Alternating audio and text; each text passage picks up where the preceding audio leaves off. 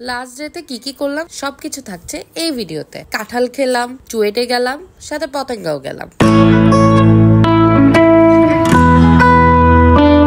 So আসসালামু আলাইকুম everyone, welcome to my channel. So এটা হলো আমাদের থার্ড ডে ব্লগ, মানে এখানেই আমার ব্লগটা শেষ হতে যাচ্ছে। আমার রাঙ্গামাটি ট্যুরের প্লাস বলেন আমার স্টাডি ট্যুরের। এটা আমাদের লাস্ট ডে ছিল।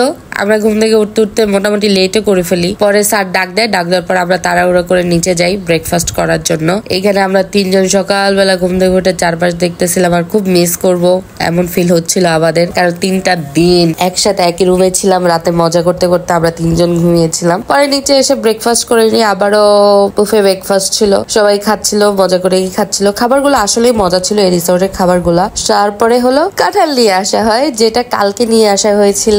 আমাদের মুন্না স্যার নিয়ে এসেছে। স্যারের ট্যুরে না গেলে আমরা অ্যাকচুয়ালি বুঝতাম না স্যারের কাঁঠাল এত ফেভারিট। পরে কাঁঠালটা সুজালাকে দিয়ে ভাঙানো হয়, পরে সবার রুমে গিয়ে দিয়ে আসা হয়, খাওয়া হয়। আমি কখনো কাঁঠাল তেমন একটা পছন্দ করি না, বাট ওই দিন সবাই খাচ্ছিল তাই একটু খেয়েছিলাম। পরে রুমে এসে রেডি হয়ে আমি বেরোয় কিছু ভিডিও করতেছিলাম। আমাকে এত প্রিটি লাগতেছিল। পরে সুজালা সহ আমরা ভিডিও করতেছিলাম। করতে করতে আমাদের কল দেয়, স্যারই কল দেয় যে আপনারা কোথায়, বাস তো ছেড়ে দিবে, সবাই বাসে উঠে গেছে। পরে আমরা তাড়াহুড়া করে সব রেডি হয়ে দৌড়াদৌড়ি করে দৌড় দিয়ে চলে আসি। আসার পর বাসে এসে মুডটা অফ হয়ে যায়, কারণ আমাদের বন্ধুগুলো আসতে লেট করে। দ্যাটস ওয়াই আমাদের সিটে কারা জানি বসে পড়ে। আমি সুজানা আলাদা হয়ে যাই। আলাদা হয়ে যাওয়ার কারণে আমাদের মন খারাপ ছিল। পরে আমি মাঝখানে অনেকটা অসুস্থ হয়ে যাই, কারণ লং একটা জার্নি যখন করি তখন মানে আমি আশেপাশে কথা না বললে সেটা সহ্য করতে পারি না, মানে আমার একটু প্রবলেম হয়। আমি অসুস্থ হয়ে গেছিলাম।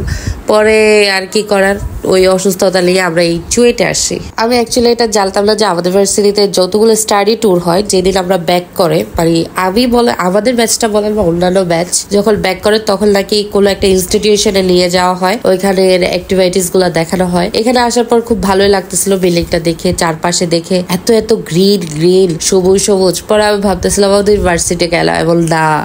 পরে আমরা যাই, প্রত্যেকটা রুমে আমাদেরকে ঘোরানো হয়। প্রথমেই আমরা ছাদের উপর চলে যাই। ওইখানে হলো গ্রিল হাউস টাইপের ছিল, সবাই ওইখানে দাঁড়িয়ে ছবি তুলতেছিল, আশপাশ দেখতেছিল। ওইখানে দাঁড়ালে একদম চারপাশ দেখা যায়, চারপাশে কি আছে সব দেখা যায়। এই যে দেখেন গ্রিল ভিউ, এই ভিউর জন্যই তো ভাই মানুষ চিটাগাং যায়, রাঙামাটি যায়। তো যাই হোক, ওরা ভার্সিটি থেকে ডেলি দেখতে পারে। I am jealous of you guys.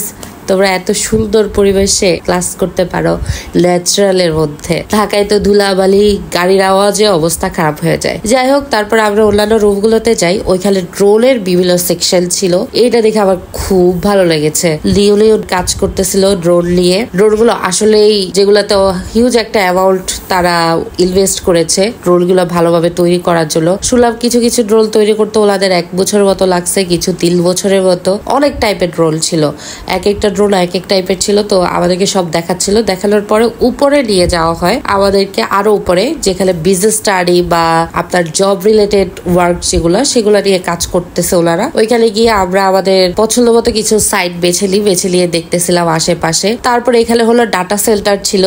আমাদের ভার্সিটি ডাটা সেন্টার অনেক বড়, অনেক। তো এই দিক দিয়ে ভালো লাগলো যে আমাদের ভার্সিটি একটু হলো আগে আছে। তারপর ডাটা সেন্টার দেখে আমরা একটা রুমে যাই। ওইখানে ওনাদের কিছু জিনিস দেখলাম যে অনেক উন্নত প্রযুক্তির। এগুলো দেখে ভালো লাগলো যে ক্লাসরুমে তাদের একটা এনভায়রনমেন্ট আছে। পরে আমরা নিচে নেমে আসি, ফটোশুট হয়। ওই চুয়েটেরই কিছু টিচার ছিল সেখানে, ম্যানেজার ছিল, স্টুডেন্ট ছিল। তাদের সাথে আমরা কিছুক্ষণ কথাবার্তা বলে ঘোরাঘুরি করে চলে আসি। ওই দিন আমরা চাইনিজ খাবার খেয়েছিলাম লাঞ্চে, বাংলা খাবার বাদ দিয়ে। খাওয়া দাওয়া করে পরে আমরা রওনা হই পতেঙ্গায়, কারণ আমাদের বাসে ফিরতে হবে। আমাদের এই টাইমটাতে পর কথা ছিল আমাদের খৈয়াচড়া যাওয়ার, যেহেতু এটা চিরাং থেকে কাছে ছিল। পরে স্যার বললো যে খৈয়াচড়া এখন গিয়ে আর লাভ নেই, যেহেতু রাত হয়ে গেছে। রাত হয়ে যাওয়াতে পরে আমরা ওইখানে যাওয়া আসা একটা কষ্টের ব্যাপার। তার যাওয়া হয়নি, আমরা পতেঙ্গা গিয়ে বসেছিলাম। স্যার বলছে আপনারা যতক্ষণ পারেন বসে থাকেন, বসে এখানে আড্ডা দেন, ঘোরাঘুরি করেন, যার যেটা কেনার শপিং করেন, খাওয়া দাওয়া করেন। এখানে আমরা বসে খাওয়া দাওয়া করি,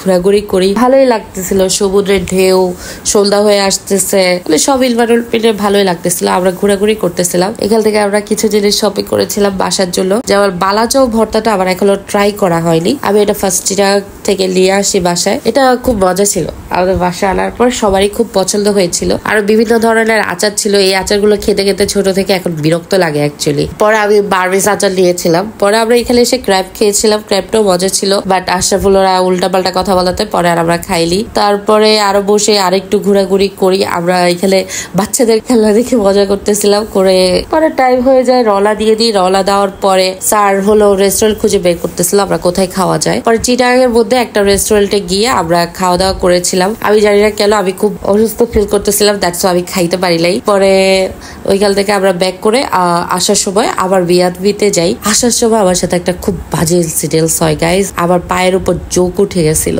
আমি যেখানে যাই আমাকেই কেন জোকে ধরে। তারপরে আর কি আল্লাহ আল্লাহ করে আমরা বাসায় চলে আসি। আমাকে রাতে রিলয়ে আনতে যায় ভার্সিটির সামনে থেকে, পরে বাসায় চলে আসি। That's it for today. Thanks for watching. Don't forget to subscribe, like and share. Tata.